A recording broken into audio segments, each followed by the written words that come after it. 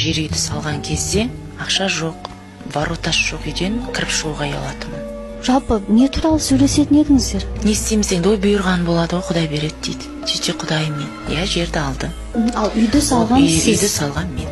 Сөйтіп сіз ол үйді тастап кеттіңіз ба? Мен үйді беріп кеттім, я. Неге мен осы уақытқа дейін ол кісінің газын, светін төлеп отырдым? Сонда ол кісі немен айналысты, сол кезде не істеді? Театрда жүреді, бірақ айтатыны маған роль бермейді. Мен айтам, роль бермесе кетпейсің ба енді? Лақтыра салады, қолындағысын айтсам. Қирата салады. Таптымау сеніге байланысты сізді 1 миллиард 850 миллион тапты. Сол ақшаны біз бөлісуіміз керек еді деді, е? Таптымауды түсірмей мен үйден кетіп қалған адам. Менің көзіме шөп салған болсаң, егер сол жағдай әсер етсе, мен онда сені кешірмеймін деп айтқан екен. Мен жүріп кеткен жаңағындай шөп салып кеткен әйел болсам, ол менен көк тиын алмайтын еді.